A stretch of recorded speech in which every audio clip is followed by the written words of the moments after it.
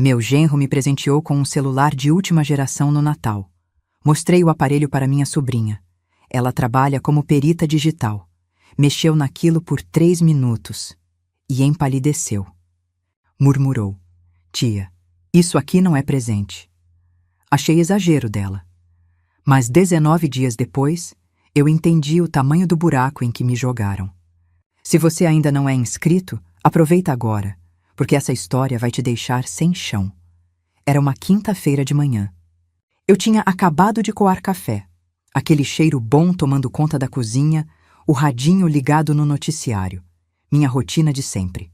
62 anos de vida, 38 de casada até o Geraldo partir, uma filha criada, 2 netos que são minha razão de acordar. Eu achava que já tinha visto de tudo. O celular tocou.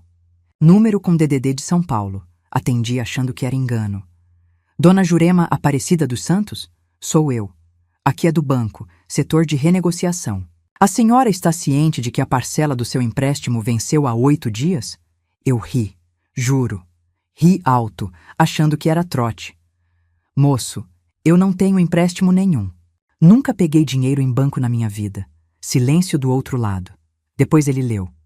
Meu CPF, meu endereço completo, nome da minha mãe, Dona Cecília, que Deus a tenha, tudo certo. E aí veio o valor. 47 mil reais. Minha mão começou a tremer. O celular quase escapou. Sentei na cadeira da cozinha, aquela de plástico que range, e minha perna ficou bamba feito gelatina. Isso é golpe, eu disse, mas minha voz já não tinha mais certeza. O atendente explicou que o empréstimo foi feito por aplicativo, com reconhecimento facial, que tinha biometria, que tinha assinatura digital. Eu desliguei antes de ele terminar. Fiquei olhando para o nada, com o café esfriando na caneca. E aí, meu olhar caiu nele. O celular novo, aquele de última geração, que o Vinícius me deu no Natal. Ainda estava com a capinha protetora que veio de brinde. Uma capinha barata, dessas de camelô, num aparelho que custa 6 mil reais. Na hora eu achei estranho. Presente caro, acessório ordinário. Mas engoli. Eu sempre engulo. Essa é a minha fraqueza. Engolir para não criar caso. Aceitar para não perder a paz. Só que a paz já tinha ido embora, e eu nem percebi quando. 19 dias antes, minha sobrinha Patrícia tinha sentado aqui nessa mesma cozinha. Ela é perita digital, trabalha na Polícia Civil. Pediu para ver o celular, só por curiosidade. Mexeu, fuçou, fez cara feia e soltou. Tia, isso aqui não é presente. Eu pedi para ela deixar quieto. Disse que não queria confusão com a Renata, minha filha. Que genro e sogra sempre têm essas rusgas, que eu não ia estragar o Natal por paranoia. Patrícia foi embora calada. Mas antes, ela me olhou de um jeito que agora entendo. Era pena. Ela sabia que eu ia cair. E eu caí. Naquela quinta-feira, sozinha na cozinha, com o peito apertado e gosto de fel na boca, eu encarei o celular em cima da mesa. Aquele objeto bonito, brilhante, moderno, um presente de Natal. Do meu genro. Pro meu próprio nome ir parar numa dívida que eu nunca pedi. Eu não queria desconfiar da minha família. Eu só queria continuar sendo avó em paz, tomando café de manhã, vendo novela à noite. Mas aquele aparelho guardava um segredo. E minha sobrinha tinha visto. O que será que ela descobriu em apenas 3 minutos? Deixa eu voltar 19 dias. Natal. A noite que mudou tudo, só que eu ainda não sabia. Minha casa estava enfeitada do jeito de sempre. Pisca-pisca antigo, daqueles que o Geraldo comprou em 2003. Metade das lâmpadas já queimadas. Toalha de mesa vermelha, a que minha mãe bordou. Rabanada no forno, peru temperado desde a véspera, farofa com bacon do jeito que meus netos gostam. Natal de pobre é assim, simples, mas feito com mão. A Renata chegou às 8 da noite com o Vinícius e as crianças. Meus netos, Pedro de 9 anos, Lívia de 6, vieram correndo me abraçar. Aquele cheiro de shampoo infantil, de roupa limpa, de vida nova.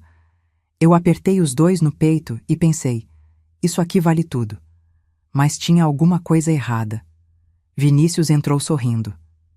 E isso, por si só, já era estranho. Em 8 anos de casado com minha filha, Ele nunca foi de sorrir para mim.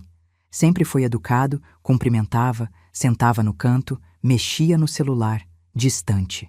Eu já tinha aceitado. Genro é assim, não é filho, não tem obrigação de gostar da sogra.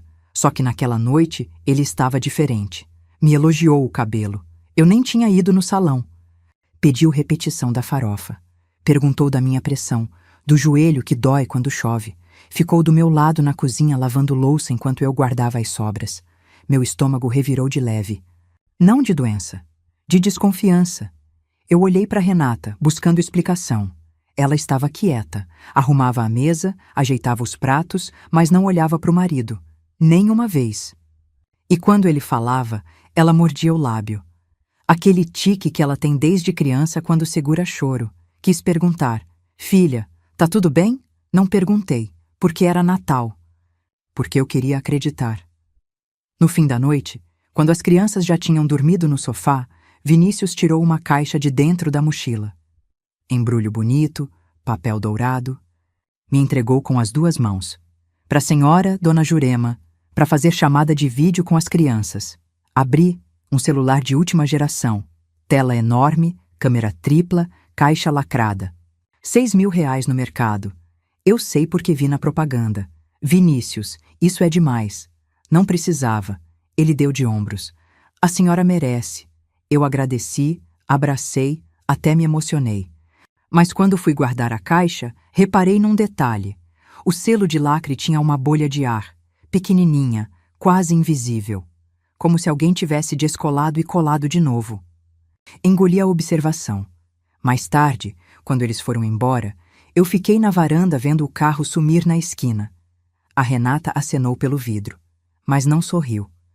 Eu entrei, tranquei a porta e sentei no sofá com a caixa no colo. Fiquei ali no escuro, com o pisca-pisca piscando torto na parede. Alguma coisa em mim sabia. Esse presente era pesado demais. Esse sorriso era ensaiado demais.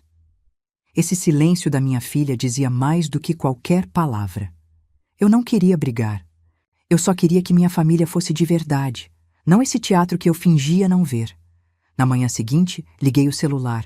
Achei lindo, moderno, fácil de mexer. E comecei a usar. Sem saber que, cada vez que eu olhava para a tela, alguém estava olhando de volta. Por que minha filha não conseguia encarar o próprio marido? 2 dias depois do Natal, minha sobrinha Patrícia apareceu sem avisar. Ela faz isso às vezes.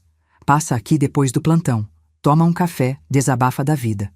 Patrícia tem 29 anos, é filha da minha irmã Neide, que mora em Goiânia e liga pouco, então meio que adotei a menina. Quando ela passou no concurso da Polícia Civil, fui eu que comprei o terno da posse. Quando terminou o noivado ano passado, foi no meu sofá que ela chorou. Naquele dia, ela chegou com cara de cansada, olheira funda, cabelo preso de qualquer jeito. Sentou na cozinha enquanto eu esquentava o resto da rabanada. Tia, cadê o celular que o Vinícius te deu? Mostrei, toda orgulhosa. Tava até com capinha nova, uma que eu comprei na loja de R$ 1,99, porque aquela que veio junto era feia demais. Patrícia pegou o aparelho, pediu minha senha e começou a fuçar. Eu fiquei do lado, secando a louça, sem entender muito. Ela mexia rápido, abria telas que eu nem sabia que existiam. Configurações, aplicativos, processos em segundo plano. 3 minutos. Foi o tempo que levou. Ela parou. A mão ficou parada no ar e a cor sumiu do rosto dela. Tia, isso aqui não é presente. Minha barriga gelou. Larguei o pano de prato. Como assim? Patrícia me mostrou a tela. Tinha um aplicativo rodando escondido, sem ícone, sem nome visível. Só aparecia na lista de processos ativos. Isso aqui está capturando sua biometria facial. Toda vez que a senhora desbloqueia o celular olhando para a tela, ele registra. E tem mais. Esse aparelho está vinculado a contas que não são suas. Eu não entendi direito. Biometria? Contas? Ela tentou explicar. Alguém configurou o celular antes de me dar. Colocou um programa que tira foto do meu rosto sem eu perceber. E essas fotos vão para algum lugar. Mas para quê? Perguntei, com a voz fina. Patrícia me olhou com aquele jeito sério que ela tem quando atende ocorrência grave. Para usar sua cara, tia, para fazer coisa em seu nome. O silêncio ficou pesado. Eu ouvia o relógio da sala batendo. Tum, tum, tum. Minha primeira reação foi negar. Patrícia, você tá exagerando. O Vinícius é metido, mas não é bandido.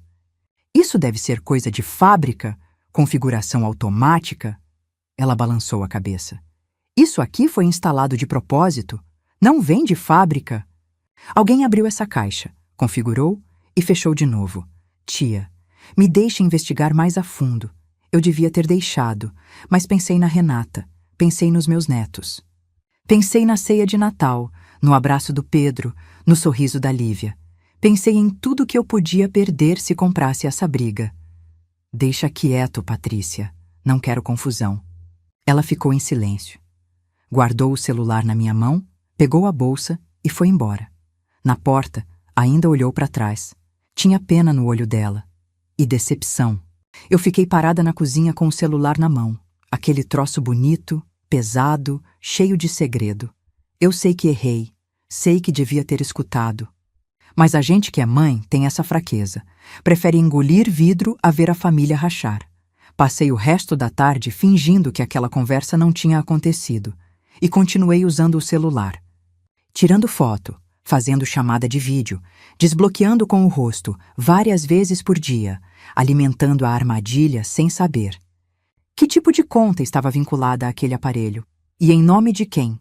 Eu não dormi naquela noite. Fiquei girando na cama, suando frio, com a ligação do banco repetindo na cabeça.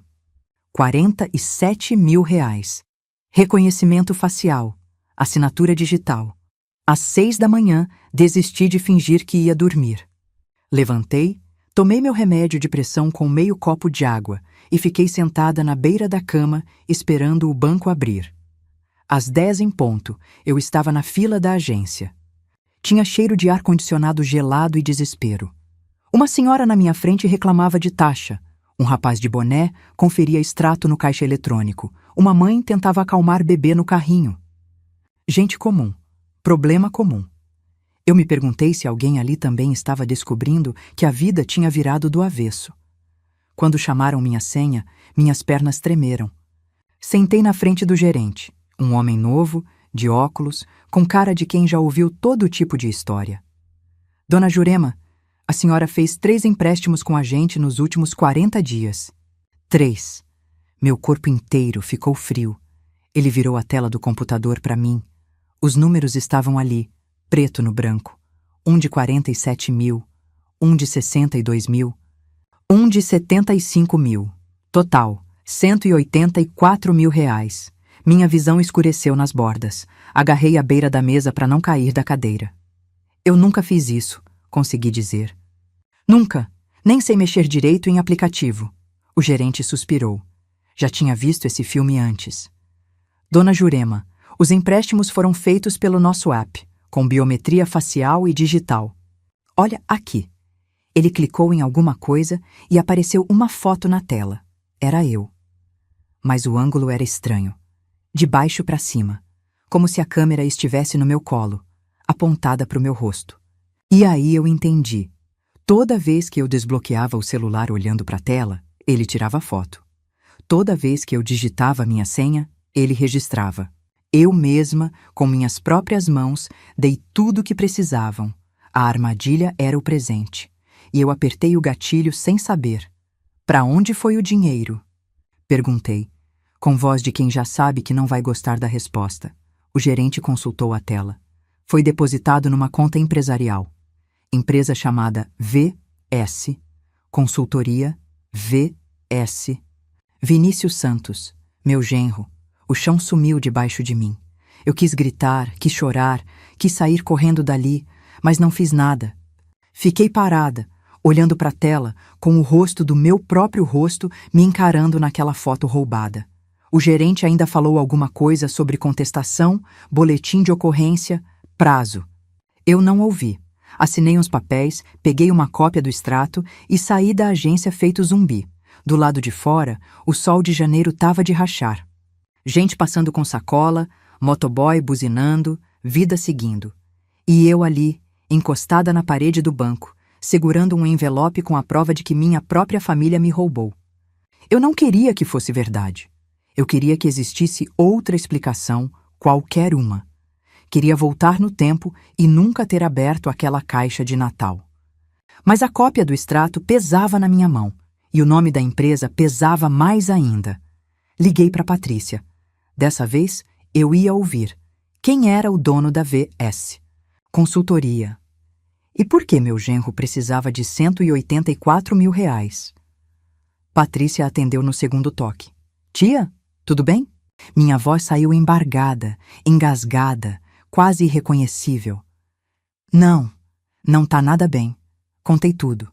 O banco, os 3 empréstimos, a foto tirada de dentro do celular, o nome da empresa. Do outro lado da linha, Patrícia ficou em silêncio. Eu ouvia a respiração dela, pesada, controlada, respiração de quem já atendeu o caso assim, mas nunca na própria família. Fica em casa, tia. Não fala com ninguém. Eu passo aí depois do expediente. Desliguei e fiquei sentada no ponto de ônibus, segurando o envelope do banco. O sol queimava minha nuca, o barulho do trânsito zunia nos ouvidos. Uma mulher do lado falava no celular sobre lista de compras. Não esquece o detergente. O arroz está acabando. Vida normal. Problema pequeno. Eu queria trocar de lugar com ela. Cheguei em casa e não consegui comer. Fiz um miojo. Deixei esfriar na panela.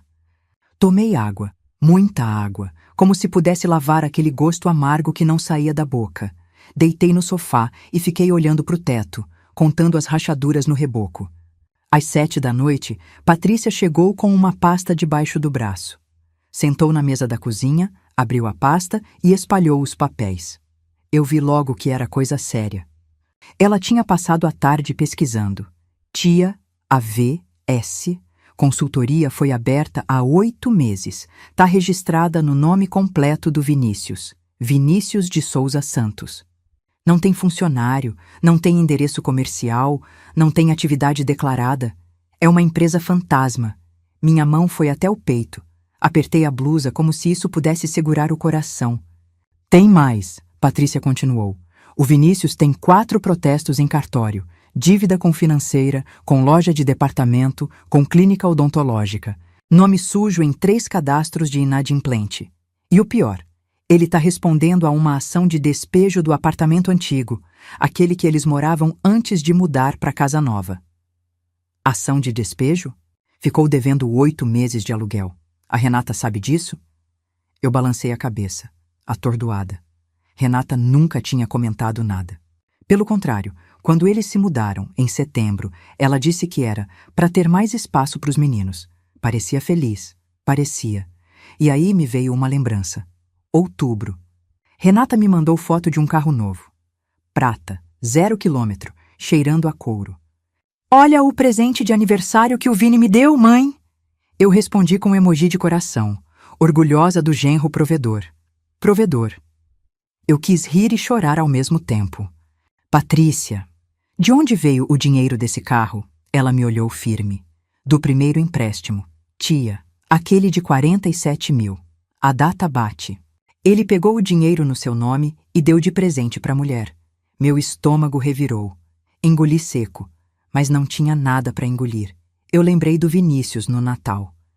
O sorriso forçado, a gentileza exagerada, o elogio falso para o meu cabelo.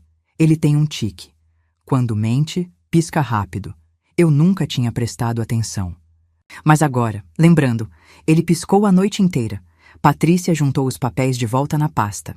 Ele está afundado em dívida, tia, e achou um jeito de sair, usando a senhora. Eu não queria acreditar que meu genro era capaz disso.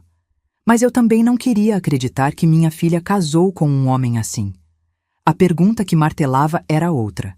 Renata sabia? Ela fez parte disso ou também foi enganada? Na manhã seguinte, acordei com uma decisão. Eu precisava olhar nos olhos da minha filha. Tomei banho, vesti uma roupa simples, passei um batom só para não parecer doente. Me olhei no espelho do banheiro. Tinha envelhecido 10 anos em 2 semanas. Olheiras fundas, canto da boca caído, olhar de quem não dorme direito, mas eu não podia fraquejar. Não ainda. Peguei 2 ônibus até o bairro da Renata. 40 minutos de viagem, espremida entre trabalhador indo para o serviço, estudante com fone de ouvido, mãe com criança no colo. O ônibus cheirava a suor e a café requentado. Eu fiquei olhando pela janela, vendo a cidade passar, tentando ensaiar o que ia dizer. Não ensaiei nada. Não tinha palavras para isso. Cheguei na casa às 9h30. Toquei a campainha. O portãozinho de grade rangeu quando a Renata abriu. E aí eu vi. Minha filha estava destruída. Olheiras piores que as minhas. Cabelo preso de qualquer jeito, camiseta manchada, chinelo arrastando. Ela tinha chorado. Os olhos ainda estavam inchados, vermelhos nas bordas. Quando me viu, não sorriu.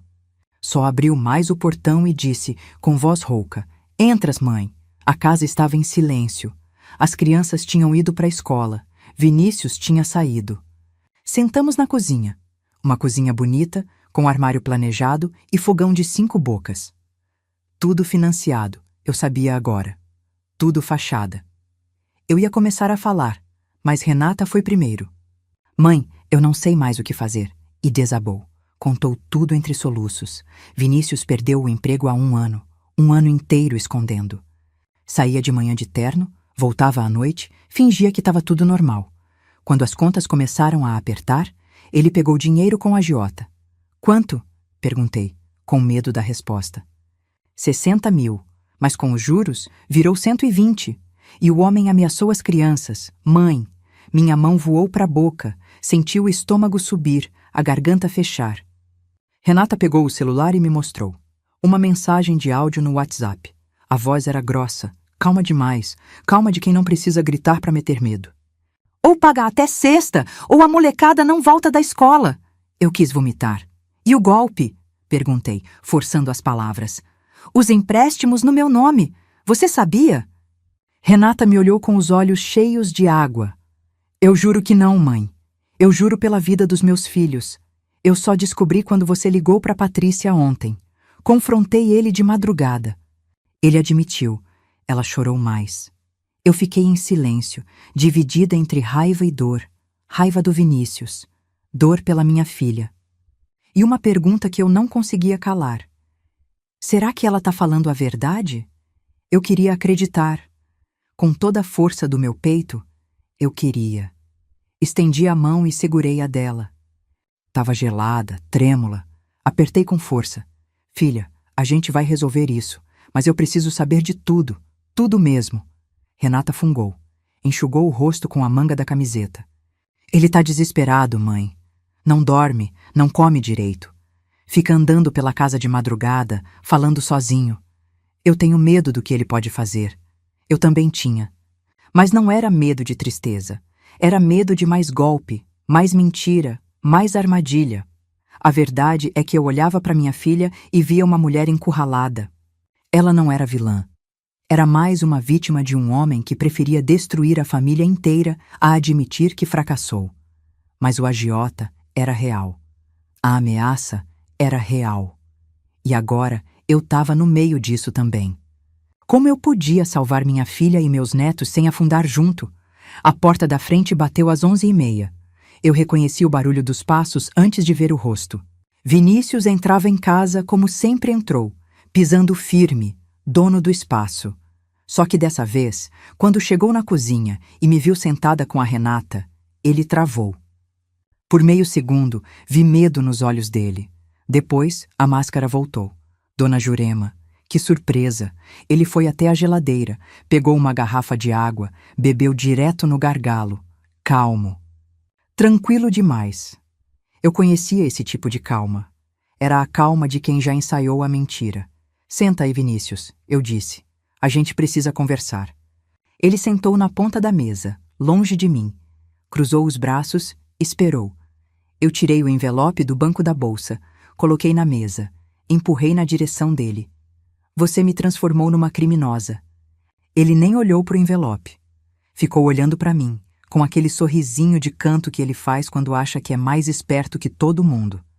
Eu nunca tinha reparado como aquele sorriso era feio. "Dona Jurema, eu não sei do que a senhora está falando." "VS, consultoria," eu disse. R$ 184.000 em empréstimo no meu nome. Biometria tirada do celular que você me deu. Quer que eu continue? O sorriso sumiu. Ele descruzou os braços, olhou para Renata, que estava encolhida na cadeira, mordendo o lábio até sangrar. E depois voltou para mim. E aí eu vi a mudança. O medo virou outra coisa. Virou cálculo. Tá bom, ele disse com voz baixa. A senhora descobriu. Parabéns. E agora? Vai fazer o quê? Denunciar? Vou. Ele riu. Uma risada curta, seca, sem humor nenhum. Vai, é? Então deixa eu explicar uma coisa para a senhora. Se inclinou para frente. Os olhos dele tinham uma frieza que eu nunca tinha visto. Desespero faz isso com a pessoa. Transforma em bicho acuado. A biometria é sua. A assinatura digital é sua. O celular está no seu nome. A foto no sistema do banco é da sua cara. Sabe o que vai acontecer se a senhora for na polícia? Vão perguntar. Dona Jurema, como a senhora não percebeu que fez 3 empréstimos? E a senhora vai dizer o quê? Que o genro malvado armou tudo? Ele balançou a cabeça. Quem vai acreditar numa velha que diz que não sabia? A palavra velha me acertou no peito como tapa. Minhas mãos tremeram. A boca secou. Eu quis responder, mas a voz não veio, porque no fundo eu sabia que ele tinha razão. A armadilha era perfeita, e a prova apontava para mim. Renata soluçava baixinho. Vinícius se levantou, pegou a chave do carro no balcão. Se a senhora ficar quieta, eu dou um jeito de pagar. Vai demorar, mas pago. Agora, se resolver criar problema... Ele deixou a frase no ar. Não precisava terminar. Foi embora. A porta bateu de novo. O silêncio que ficou era pior que grito. Eu olhei para minha filha. Ela não levantou a cabeça. A vergonha era tão grande que cabia na cozinha inteira. E eu ali, com 62 anos, sentindo que minha vida não era mais minha. Meu nome, meu rosto, minha história, tudo tinha sido roubado. E o ladrão dormia na cama da minha filha. Eu não queria vingança. Eu só queria voltar a ser gente de verdade. Não essa velha que ele disse que ninguém ia acreditar. Mas como provar que eu não assinei o que a minha própria cara assinou? Naquela noite, eu não preguei o olho. Fiquei deitada no escuro, ouvindo os barulhos da casa. O vento batendo na janela, o cachorro do vizinho latindo lá longe, o zumbido da geladeira velha. Sons que eu conheço há 30 anos. Sons de uma vida que agora parecia de outra pessoa. A frase dele não saía da minha cabeça. Quem vai acreditar numa velha? Virei pro lado esquerdo. Pro direito, de barriga para cima, nada adiantava. Tinha um peso no peito que não deixava o ar entrar direito. Levantei às 3 da manhã, fui pra cozinha, esquentei leite. Fiquei sentada no escuro, segurando a caneca quente, deixando o calor passar pras mãos frias. E foi ali, naquela cozinha escura, que a ficha caiu. Eu passei a vida inteira costurando. 40 anos com agulha e linha na mão. E o que é costura? É pegar pedaço que sozinho não faz sentido e juntar até virar peça inteira. É olhar para o tecido e enxergar a roupa que ainda não existe. É paciência, precisão e saber esperar o momento certo de arrematar. Vinícius me subestimou. Achou que eu era só uma velha boba, fácil de enganar. Mas velha boba não cria filha sozinha depois de viúva. Velha boba não sustenta casa com costura de encomenda. Velha boba não sobrevive 62 anos nesse país. Eu não sou boba. Eu sou costureira. E costureira sabe montar quebra-cabeça. Fui pro quarto e peguei meu caderno de anotações. Aquele caderno velho, de capa dura, onde eu anoto medida de cliente, modelo de roupa, prazo de entrega. Sentei na mesa da cozinha com uma caneta e comecei a escrever. Celular manipulado. Patrícia pode provar. Empresa fantasma. Documento do cartório. Dívidas escondidas. Certidões de protesto. Ameaça do agiota. Áudio no celular da Renata. Eu tinha peças. Mas faltava o arremate. A confissão. Vinícius era esperto. Ele não ia repetir o que disse na cozinha na frente de polícia ou juiz. Ele ia negar, ia chorar, ia fazer papel de marido desesperado que só queria salvar a família. E no fim, Quem ia parecer vilã era eu, a sogra amarga que quer destruir o casamento da filha. Eu precisava que ele confessasse, e precisava de testemunha. Não testemunha qualquer. Testemunha que ele não pudesse acusar de conspiração comigo. Às 6 da manhã, liguei para Patrícia. Tia, aconteceu alguma coisa? Aconteceu. Eu pensei a noite inteira e tenho um plano. Contei tudo. A ideia, os riscos, o que eu precisava dela.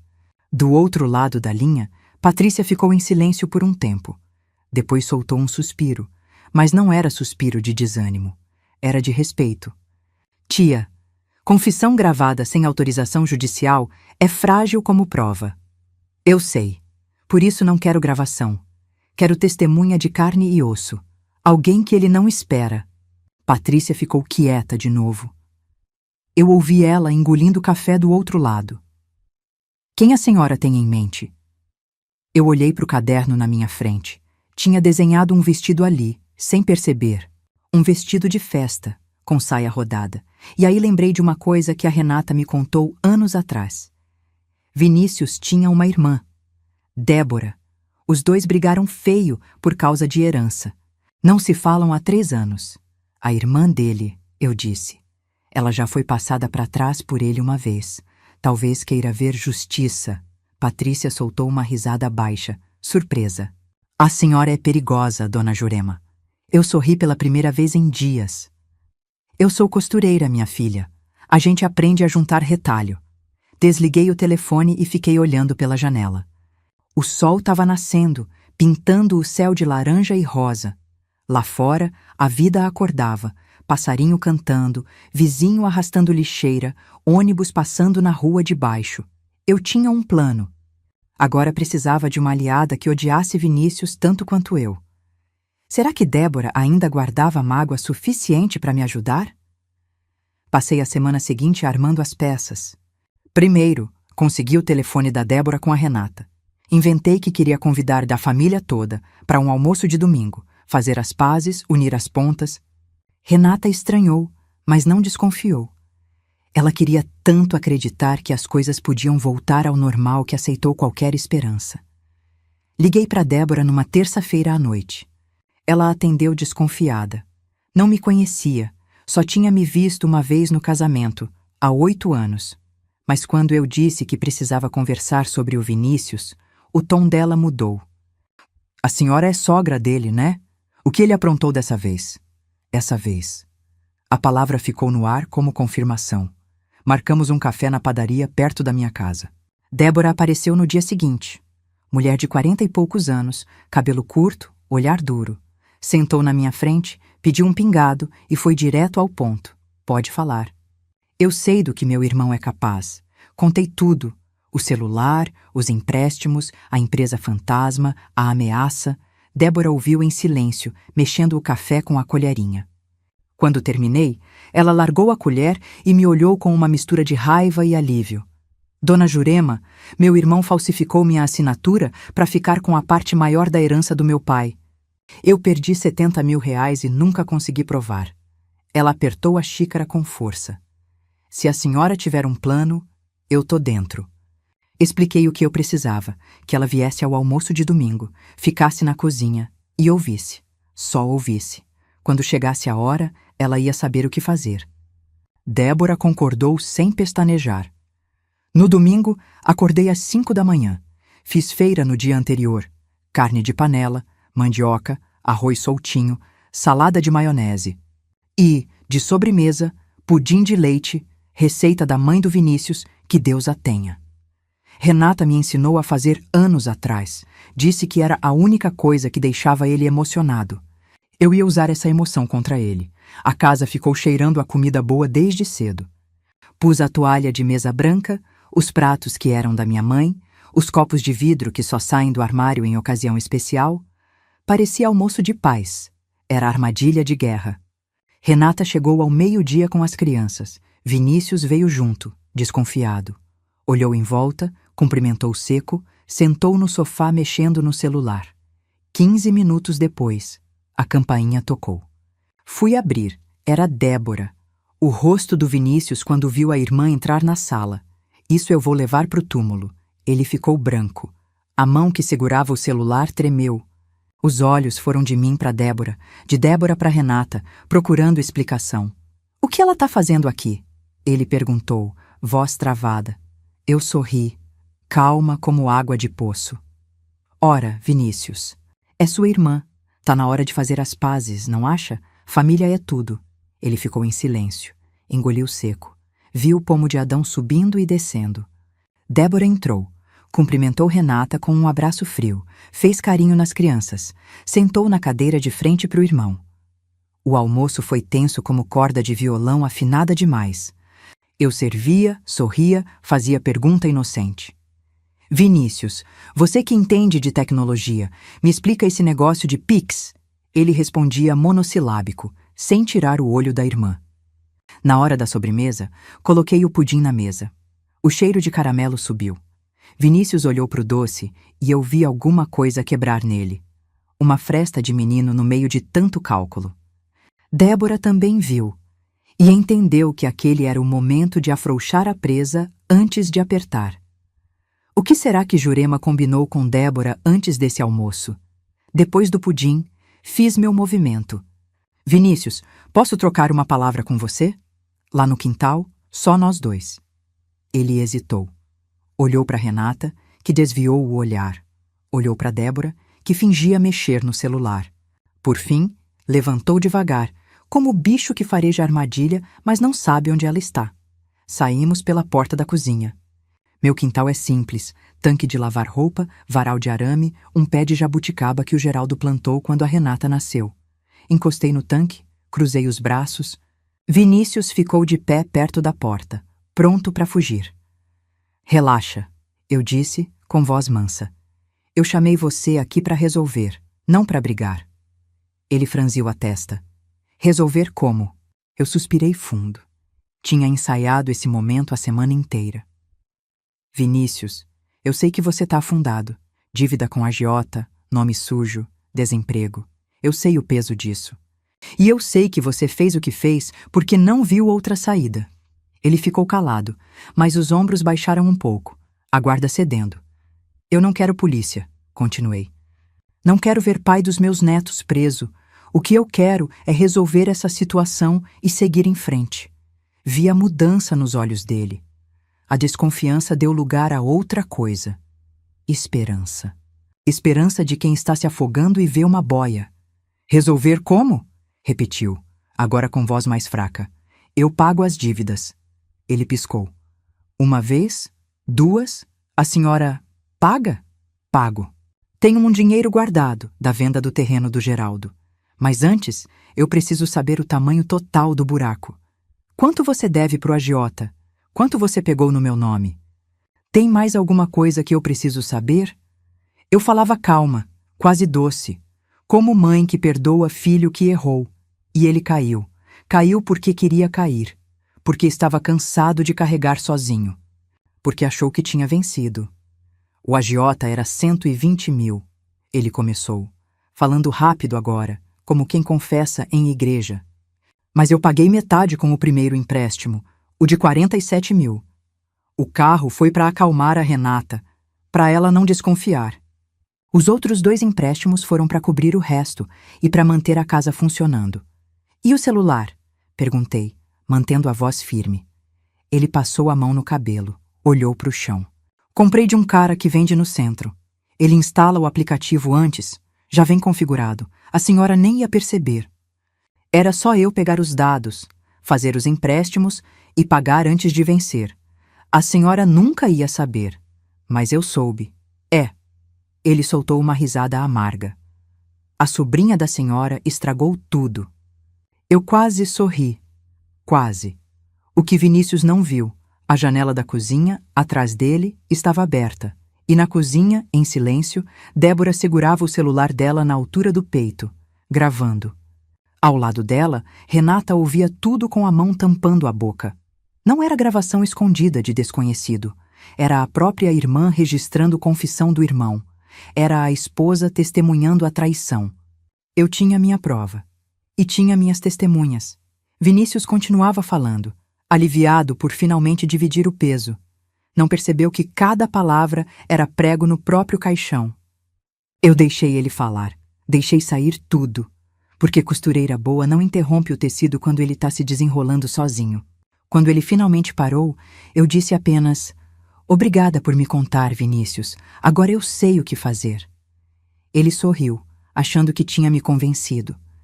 Não sabia que a irmã dele tinha tudo gravado no celular e que a esposa dele tinha ouvido cada palavra. Vinícius entrou pela porta da cozinha e congelou. Débora estava de pé, celular na mão, olhar de pedra. Renata estava sentada na cadeira, chorando em silêncio, os ombros tremendo. As crianças, graças a Deus, estavam na sala vendo desenho no tablet, longe daquele desastre. "O que?" Vinícius começou, mas a voz morreu na garganta. Débora levantou o celular. "Tá tudo aqui, Vini. Tudo. O agiota, os empréstimos, o celular adulterado, sua voz, suas palavras. Você acabou de confessar." O rosto dele ficou cinzento. Cor de quem vê a própria vida desmoronando em câmera lenta. Ele olhou para mim, procurando explicação, mas eu não disse nada. Só fiquei encostada na pia, braços cruzados, esperando. "Débora, você não pode usar isso," ele disse, a voz subindo de desespero. "É gravação ilegal. Não vale nada." "Talvez não valha em tribunal," ela respondeu, guardando o celular no bolso. "Mas vale para mim, vale para Renata, e vale para Dona Jurema aqui, que você chamou de velha e achou que ia engolir calada." Ele deu um passo para trás, encostou na parede. A arrogância tinha evaporado. Sobrou só um homem acuado, pequeno, patético. Vinícius saiu sem dizer mais nada. Pegou a chave do carro e foi embora, deixando a esposa e os filhos para trás. A porta da frente bateu tão forte que o quadro da sala tremeu. Ficamos as três em silêncio. Renata soluçava. Débora respirava fundo, controlando a raiva. Eu fui até o fogão e esquentei água para o café, porque é isso que a gente faz quando não sabe o que fazer. Ocupa as mãos. Enquanto a água fervia, Débora puxou uma cadeira e sentou pesado. "Dona Jurema, meu irmão sempre foi assim, desde moleque. Mentia para minha mãe, roubava troco do meu pai, colava na prova e botava a culpa nos outros. Quando nosso pai morreu, há 5 anos, ele falsificou minha assinatura num documento de partilha. Ela tirou uma pasta de dentro da bolsa, colocou na mesa, abriu. Olha aqui. Escritura do lote que era para ser metade meu. A assinatura parece minha, mas não é. Eu tentei provar na época, mas advogado custava caro e eu não tinha como bancar perícia. Peguei o documento. A assinatura era caprichada demais, justamente o erro. Débora sempre assinou de qualquer jeito, garranchado. Eu sabia porque já tinha feito roupa para ela, anos atrás, e ela assinou o recibo na minha frente.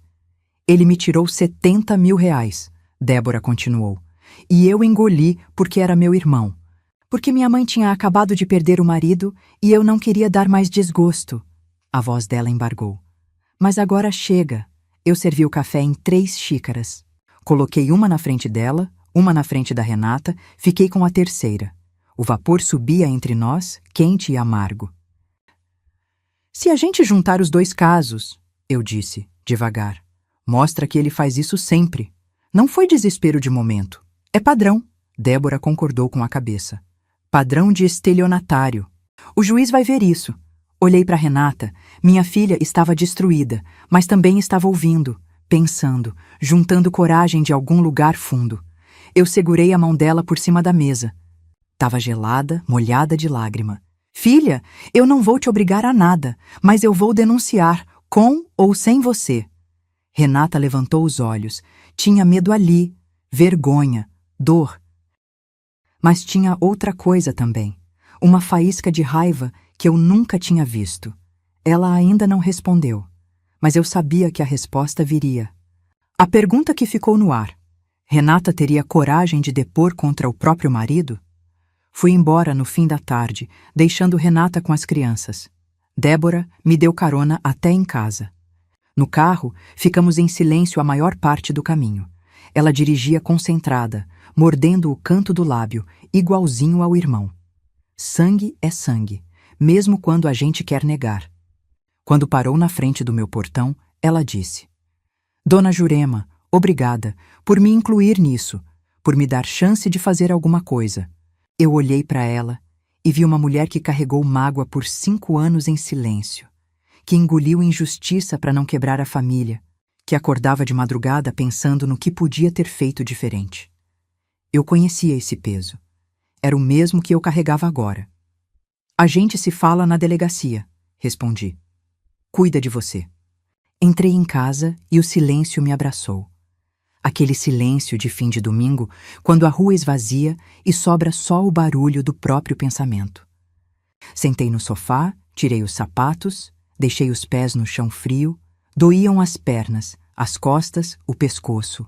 Cansaço de quem correu maratona sem sair do lugar. Fui até a cozinha e guardei o resto do pudim na geladeira. Lavei as xícaras de café. Passei pano na mesa. Tarefas pequenas, automáticas, para não ter que pensar no que veio depois. Mas o pensamento veio igual. Renata, minha filha de 34 anos, que eu carreguei na barriga, amamentei de madrugada, ensinei a andar, vi se formar. Minha filha que casou achando que tinha encontrado um homem bom. Minha filha que agora precisava escolher entre o marido e a mãe. Eu sabia o peso dessa escolha. Sabia que, se ela ficasse do lado dele, eu ia perder não só o dinheiro, ia perder ela, ia perder os netos, ia virar a sogra maluca que inventou história para destruir casamento. Mas se eu ficasse quieta, ia perder outra coisa, minha dignidade, meu nome, a chance de olhar no espelho sem sentir vergonha.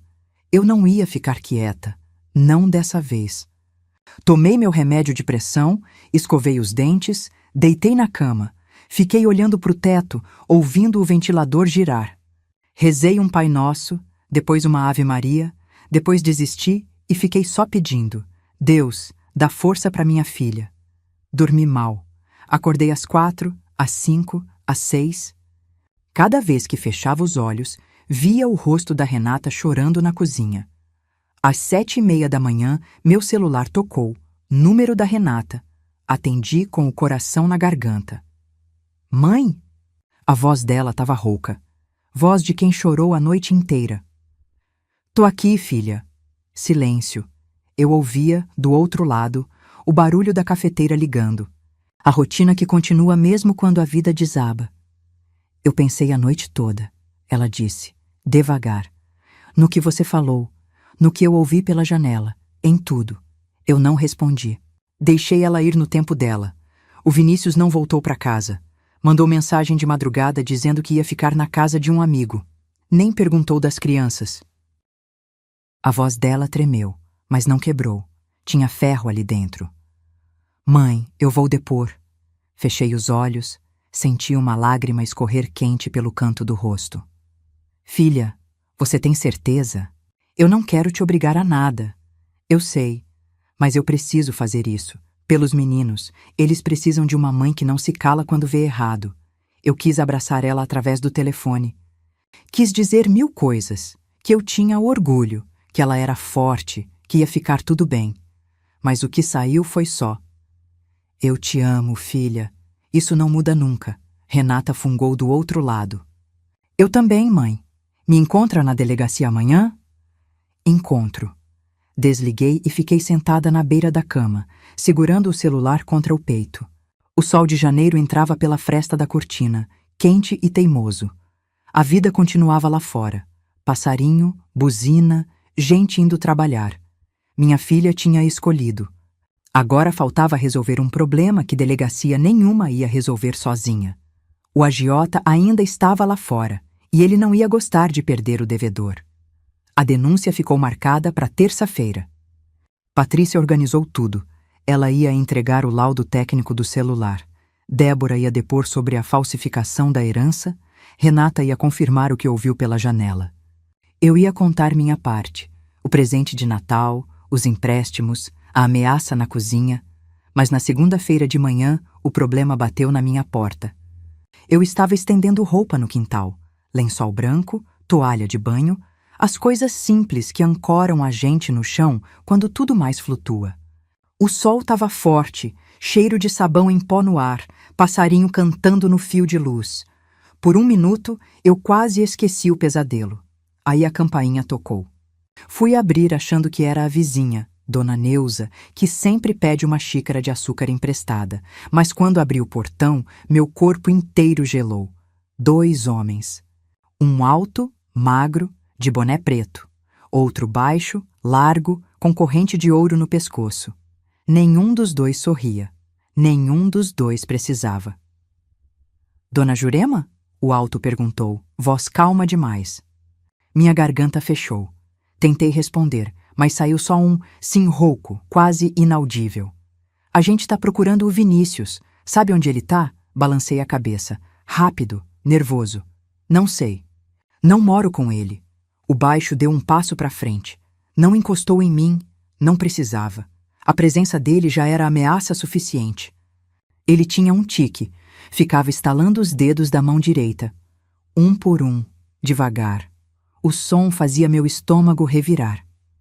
A senhora é sogra dele, né? Mãe da Renata? Meu coração disparou.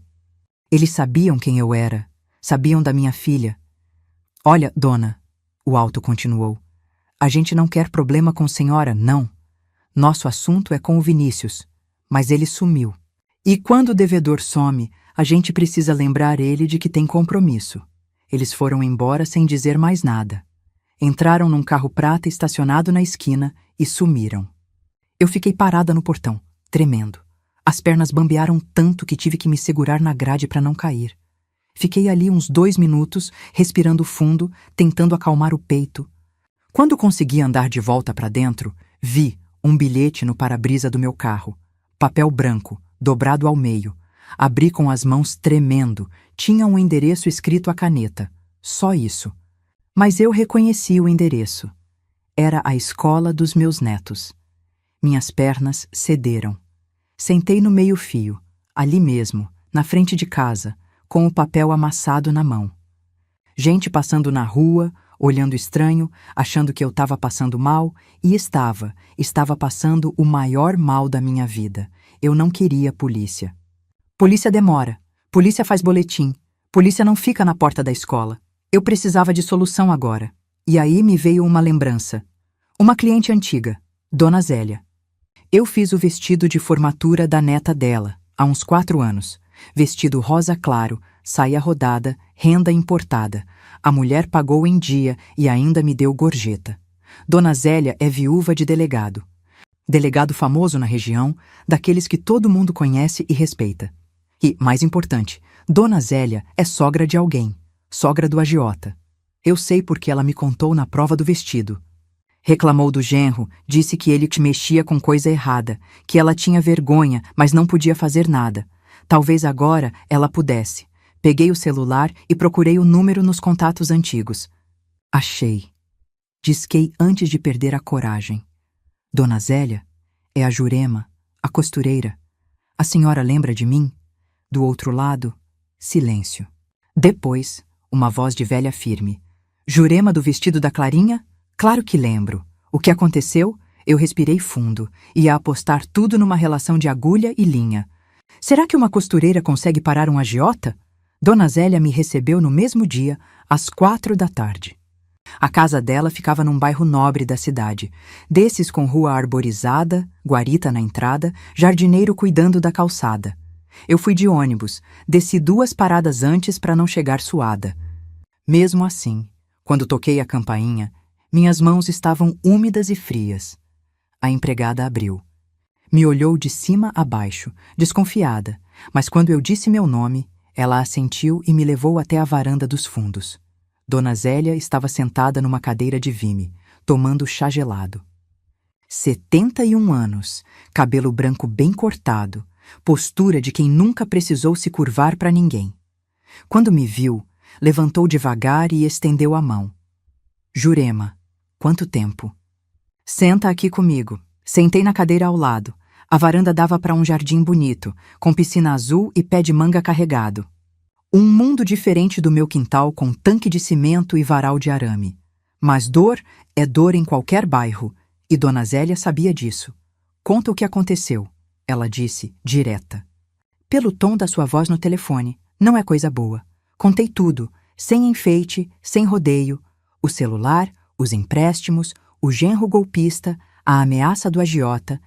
Quando cheguei na parte do bilhete com o endereço da escola, minha voz falhou.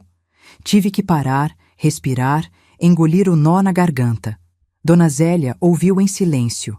O rosto dela não mudou, mas eu vi a mão apertar o braço da cadeira quando mencionei as crianças. Esse agiota, ela disse, devagar. É o Mauro? Eu não sabia o nome. Descrevi o homem baixo, largo, corrente de ouro, tique de estalar os dedos. É o Mauro, ela confirmou. Meu genro. O ar ficou pesado entre nós. Dona Zélia olhou para o jardim, para o céu, para lugar nenhum.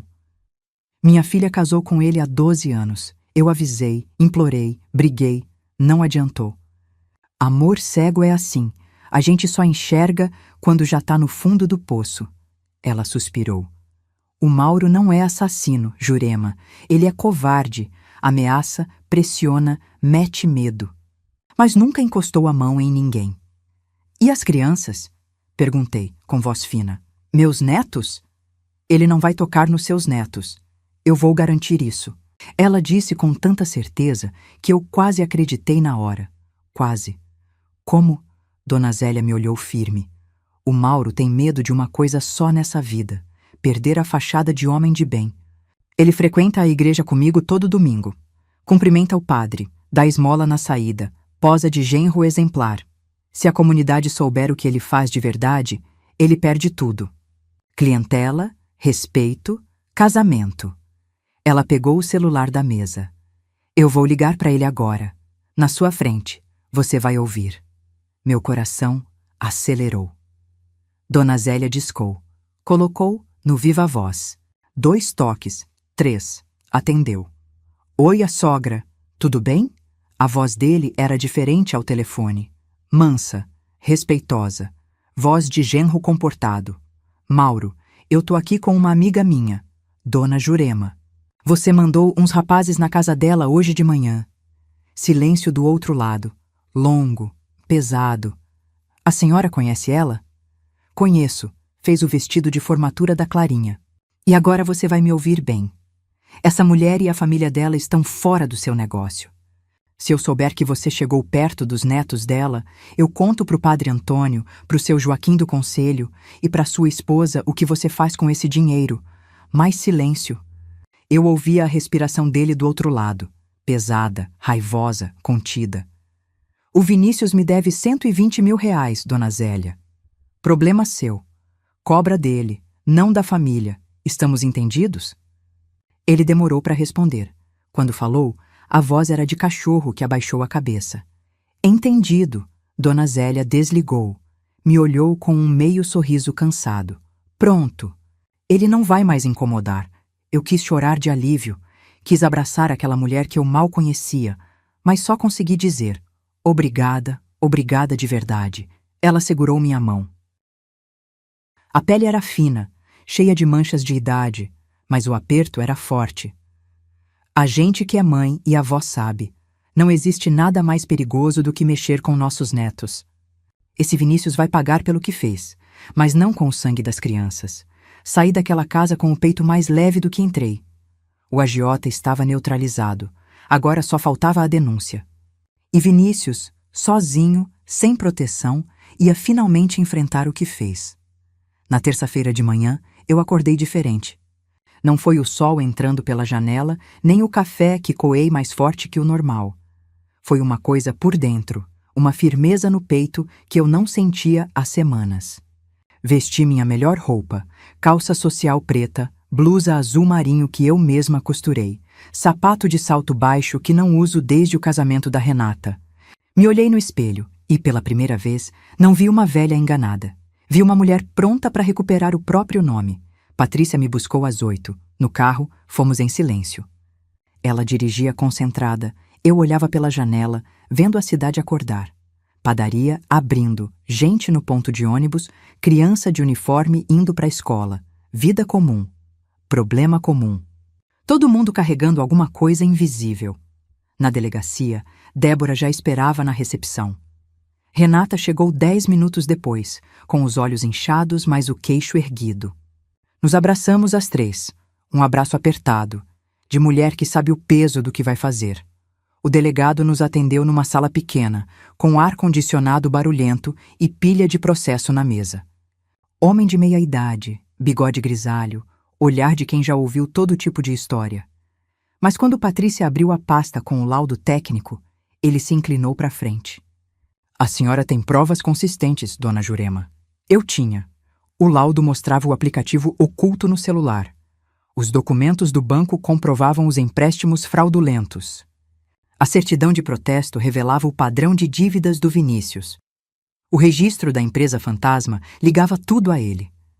E, por fim, o depoimento de Débora sobre a herança falsificada mostrava que não era desespero de momento, era prática reiterada. Renata depôs por último. A voz dela tremeu, mas não falhou. Contou o que ouviu pela janela da cozinha. Cada palavra, cada confissão. O delegado anotava em silêncio. Quando terminamos, ele fechou a pasta e disse: "Vou pedir a prisão preventiva. Estelionato qualificado, falsidade ideológica, fraude eletrônica. Com esse histórico, ele não vai conseguir responder em liberdade." Meu corpo inteiro relaxou. Os ombros baixaram, a respiração soltou, os olhos arderam de lágrima contida. Eu apertei a mão de Renata, que chorava baixinho ao meu lado. Vinícius foi preso no dia seguinte. A polícia o encontrou na casa de um amigo, no interior. Ele tentou fugir pelos fundos, mas tropeçou no próprio pé e caiu no quintal. Patrícia me contou depois, com um sorriso triste: "Ele caiu de cara na lama, tia, literalmente." Na sexta-feira, fui até a delegacia uma última vez. O delegado tinha autorizado uma visita. Eu pedi para falar com ele, não sei bem porquê, talvez para fechar o ciclo, talvez para ver com meus próprios olhos. Vinícius estava numa sala de espera, algemado, aguardando transferência. Quando me viu entrar, ele levantou a cabeça. Tinha olheira funda, barba por fazer, roupa amassada. O homem que achava que ia me enganar para sempre. Não gritei, não xinguei, não chorei. Só abri a bolsa, tirei o celular de última geração, aquele que ele me deu no Natal, e coloquei na mesa entre nós. "Você me deu um presente", eu disse com voz firme. "Eu tô devolvendo." Ele não respondeu. Ficou olhando para o celular como se fosse uma cobra. Eu virei as costas e saí. Não olhei para trás. Do lado de fora da delegacia, o sol de janeiro batia forte. Renata me esperava no banco da praça, com Pedro e Lívia do lado. Quando me viram, os dois vieram correndo. "Vó, vó!" Me abaixei e abracei os dois com força. Cheiro de shampoo, de suor de criança, de vida que continua. Senti as lágrimas descerem, mas dessa vez era alívio, era gratidão, era amor que nenhum golpista consegue roubar. Renata veio logo atrás, me abraçou por cima das crianças e ficamos ali, às 4, no meio da praça, sem se importar com quem olhava. "Vamos tomar sorvete?" Pedro perguntou, puxando minha mão. Eu ri, uma risada de verdade, que vinha lá de dentro. "Vamos, meu filho, hoje a avó paga." Fomos os 4 até a sorveteria da esquina. Pedi casquinha de creme para as crianças, açaí para Renata e um picolé de limão para mim. Sentamos no banco da calçada, lambendo sorvete, vendo a vida passar. Eu olhei para minha filha, para os meus netos, para o céu azul de janeiro, e pensei em tudo o que tinha acontecido nos últimos 19 dias. O presente envenenado, a descoberta, a dor, a armadilha, a luta e a vitória. Eu não sou advogada, nem delegada, nem perita. Sou costureira. Passei a vida inteira juntando retalho, que sozinho não faz sentido, e transformando em coisa inteira, bonita, útil. Foi isso que eu fiz com essa história. Juntei as peças. Montei o quebra-cabeça. E costurei a justiça com minhas próprias mãos. Naquele Natal, meu genro me deu um celular de última geração. Eu devolvi uma lição que ele nunca vai esquecer. Nunca subestime uma mulher que passou a vida juntando retalhos. A gente sabe montar qualquer quebra-cabeça. Se você chegou até aqui, me conta nos comentários. Você já passou por alguma situação em que alguém da família te decepcionou? Como você lidou?